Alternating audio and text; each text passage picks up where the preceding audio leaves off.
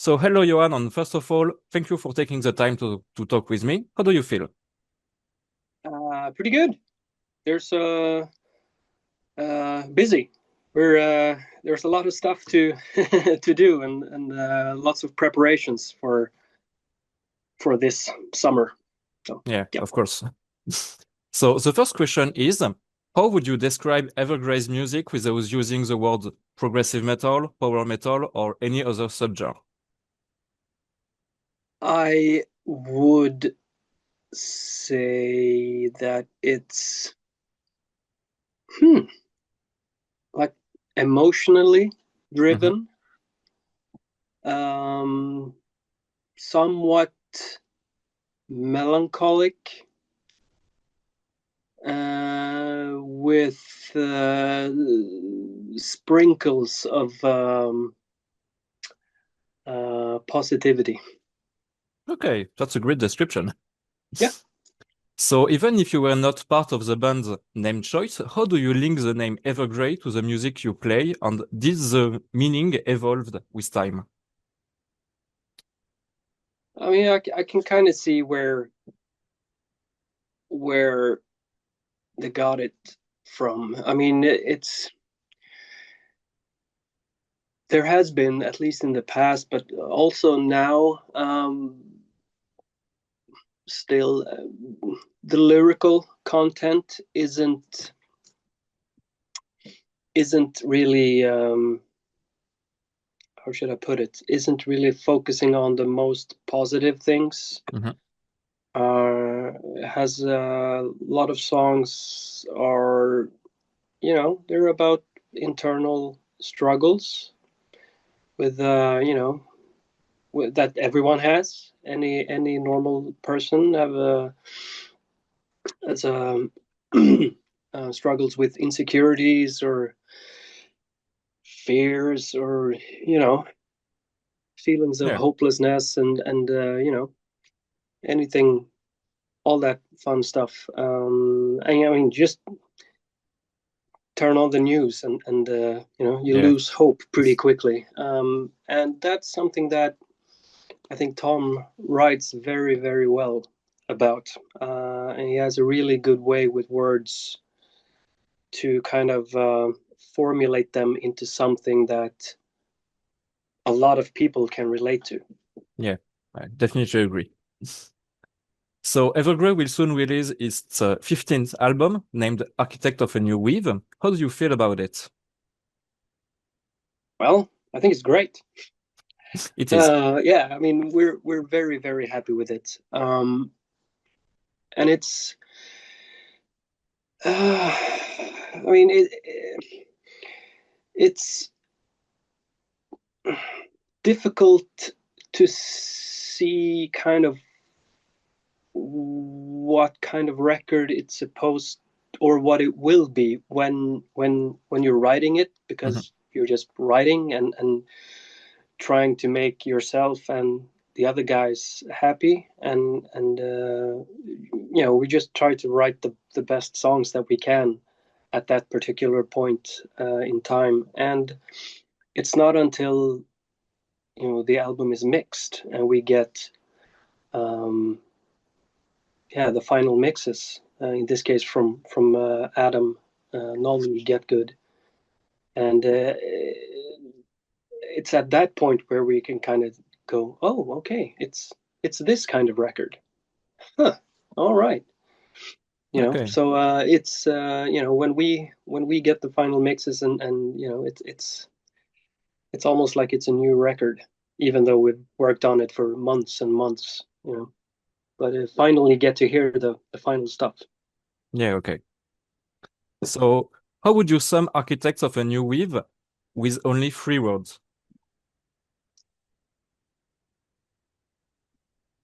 Um, hmm. Uh, mm, Heavy, Mhm. new, and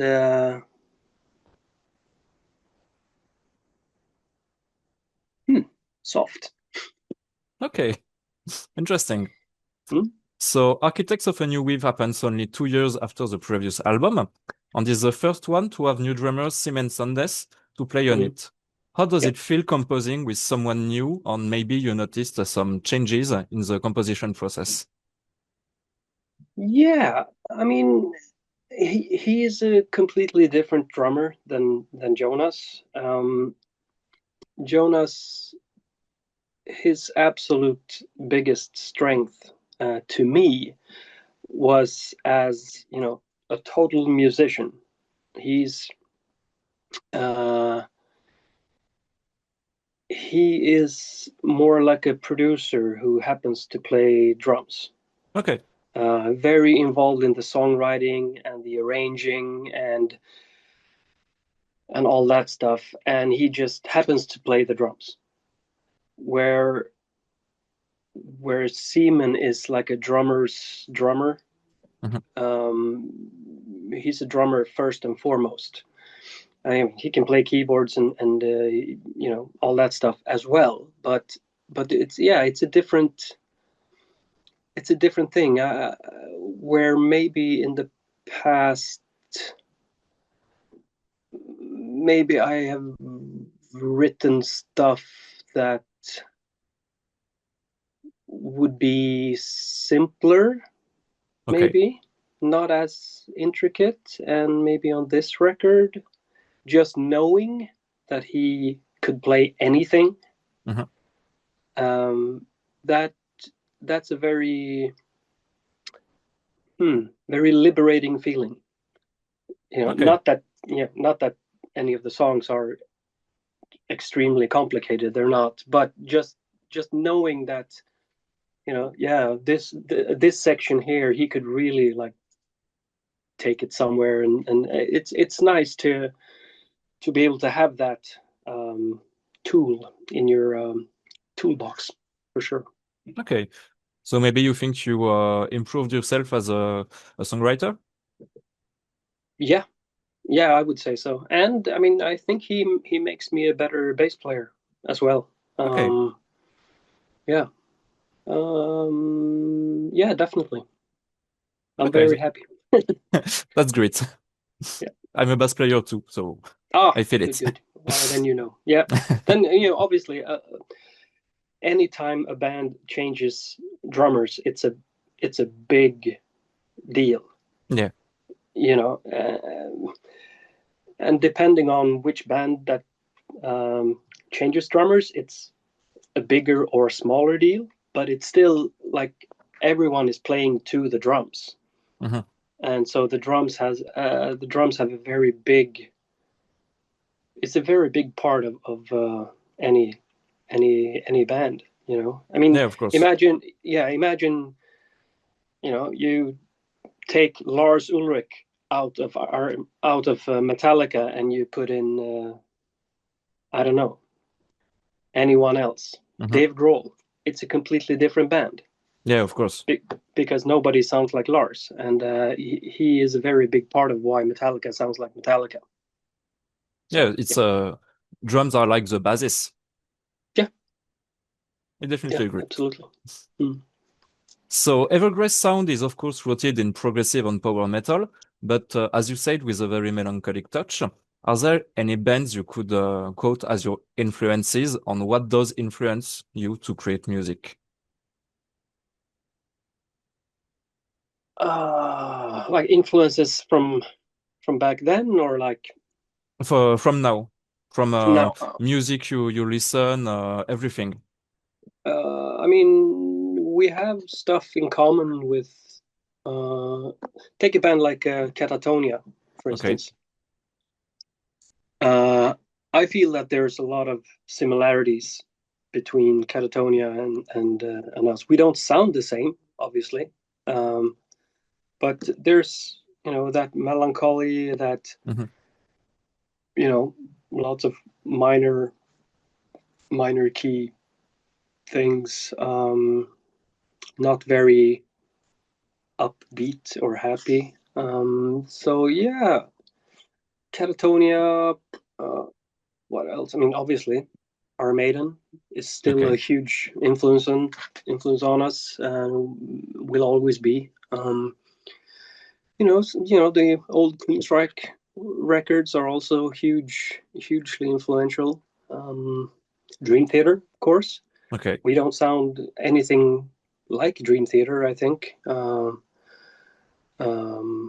but their influence on this genre that we are a part of, maybe, Mhm. their influence on that genre, on progressive rock and progressive metal, is undoubtedly huge. So yeah, they're big. Okay. Maybe you have a personal favorite song on the new album? Yeah, that changes every time I listen to it. But there's one song called "The Script" Mhm. that I really like, because it just has this really like heavy vibe, and I don't mean heavy as in like that, Yeah, yeah. although it is like that too. But it's just the feeling of like, oh my god, that feeling. I like that. Yeah, it's like sizing. Yeah, yeah. Okay. So Evergrey always had some contrasted songs between energy and melancholy. These times for me are the song Living the Emptiness and Chains of Shame, which remind me some Portuguese word, which is saudade. Maybe you know the word? No, no. It's like an emotional state of melancholy or nostalgic longing for a beloved yet absent someone or something. It's like some maybe happy melancholy, if I can say. Yeah, yeah. I can. Yeah, I would agree with that. I mean, leaving the emptiness is it's a very different song for Mhm. us. I mean, it's almost happy. At least that main riff. It's in a major key, and we usually don't do that.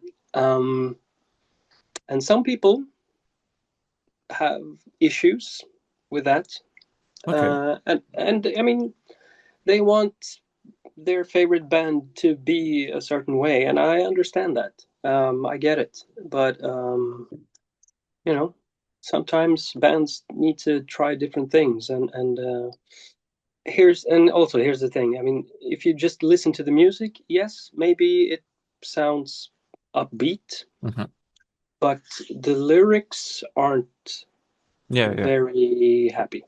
They're about leaving, your tough shit, Mhm. or at least relating to it in a different way.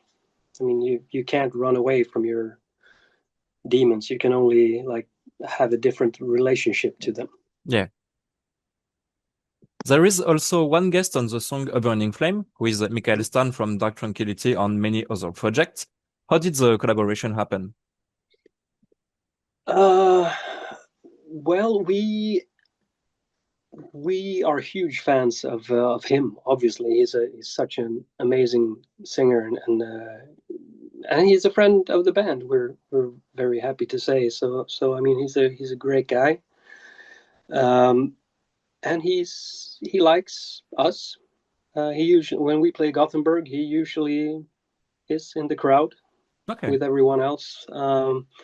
So that's really cool. But yeah, when the Cemetery Skyline record came out, I was stunned to hear what he could do, that he actually could sing like that. And I love that record, and I mean we all do. And so when it came time to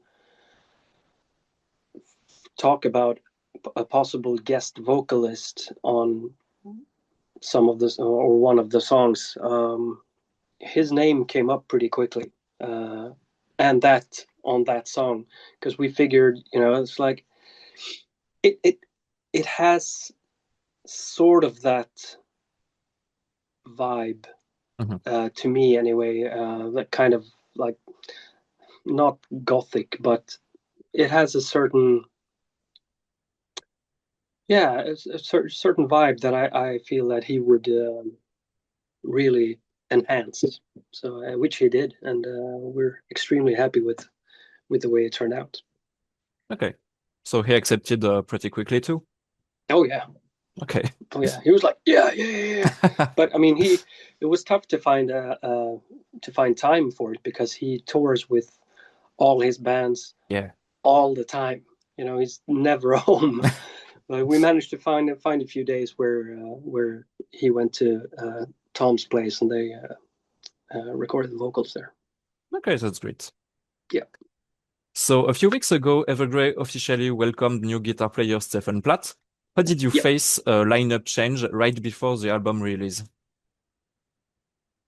I mean, nothing happens overnight.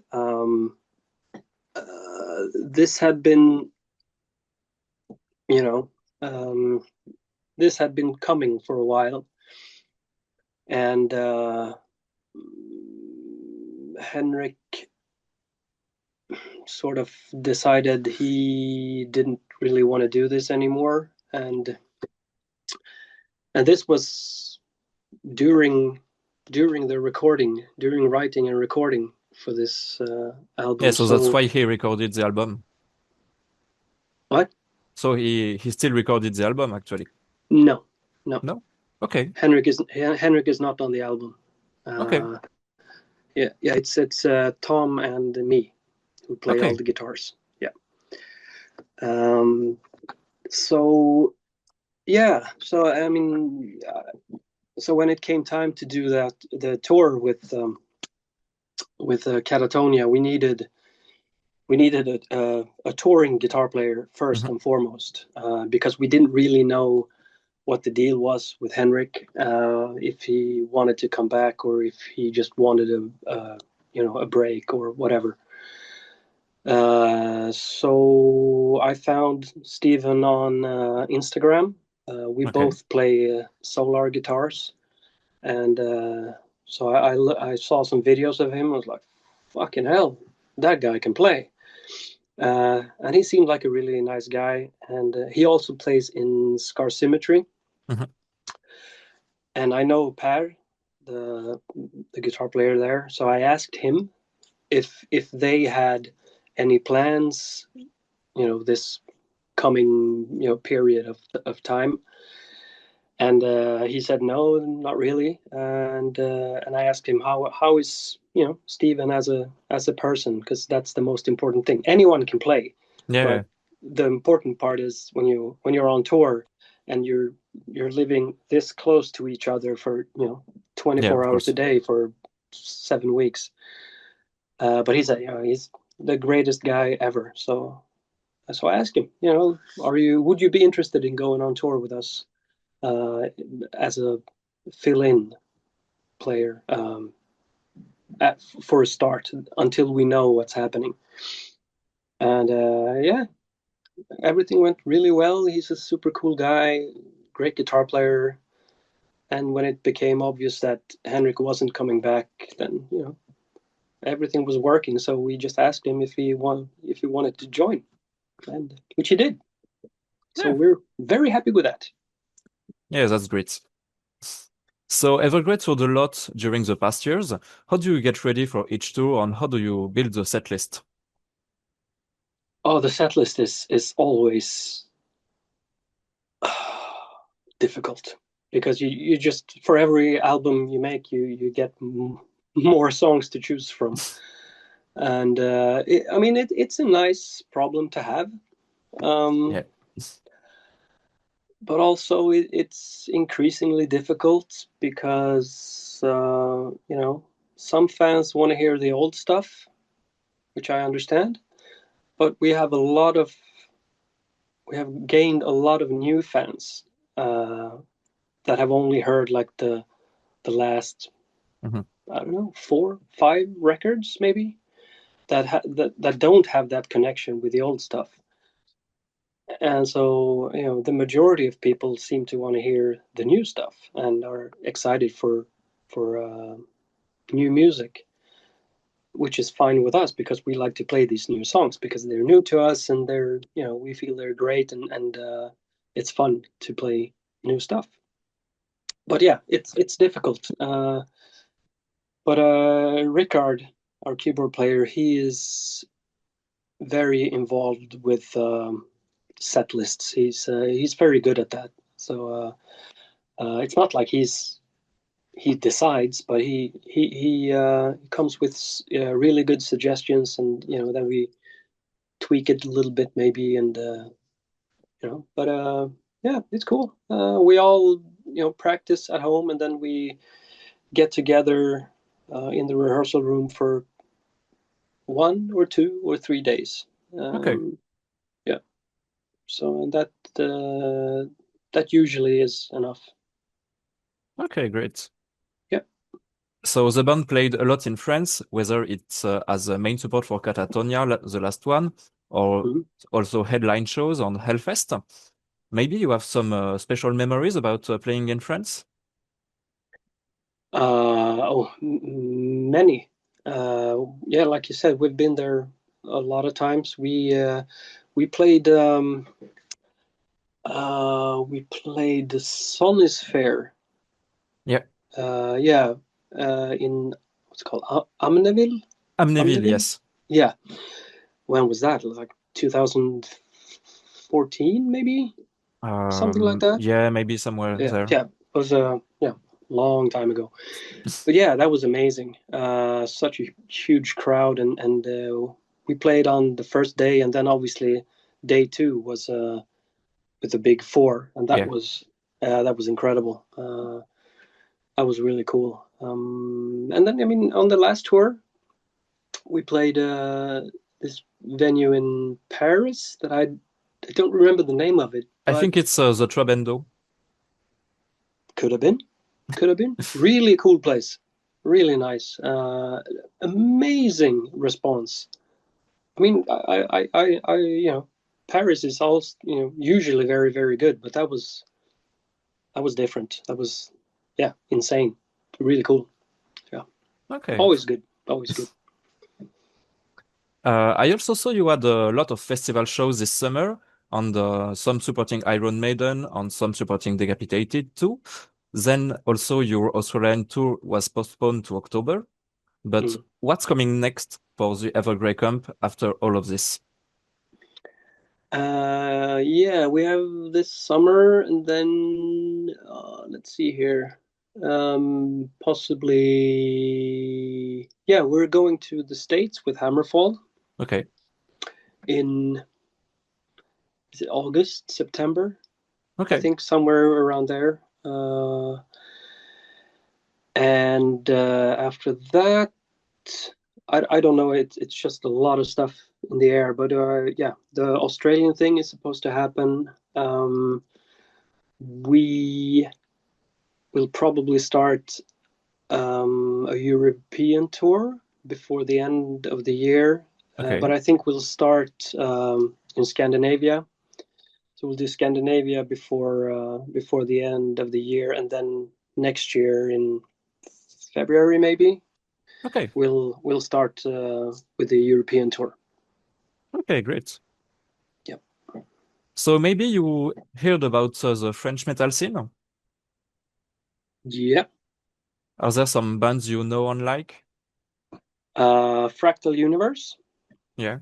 They supported us on the tour we did. Was it 2 years ago? Yeah, yeah. Yeah, they're amazing. I love them. Two of those guys are now in Obscura, Yeah. I think. Yeah, yeah. Also amazing band. What else? I mean, there are so many good bands. Alceste, they're French, Yeah, they're right? French, yeah. Yeah, yeah. Those are really cool as well. I like them. Um, yeah, I'm drawing a blank, but yeah, there are good bands. Yeah, it's fine. So we are reaching the end of the interview. I have two fun questions. Hmm? The first one, are there any bands you would like to play with? And I let you create your dream poster with Evergrey headlining on 3 other bands, and you can also have unrealistic answers. Unrealistic answers. Okay. We're headlining, you said. Yeah. Okay. Then I want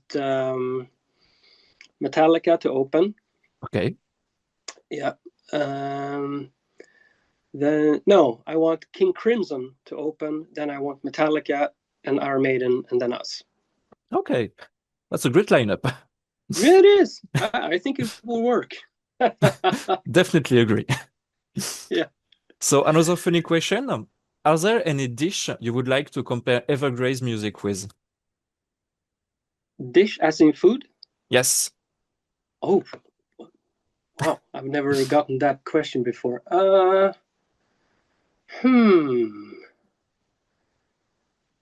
Maybe not a specific dish, but maybe a buffet where Okay, yeah. there's lots of different stuff, and maybe there's something for everyone. Okay. Yeah. I agree. So Yeah, that was why my not? last question. So thank you very much for your time, and the last words are yours. Oh, thank you. Yeah, I mean, just want to thank the French fans for all the support throughout the years, and please listen to the record when it comes out, and we will be in your country very shortly. Obviously, we're opening for Iron Maiden in Paris. So if you're in Paris and there still are tickets, get your tickets because it's going to be amazing. And if not, we'll see you on the European tour. Okay, thank you very much. Thank you, man. Thank you so much. Have a nice day. Yeah, you too. Thank you. Bye. Bye. Bye.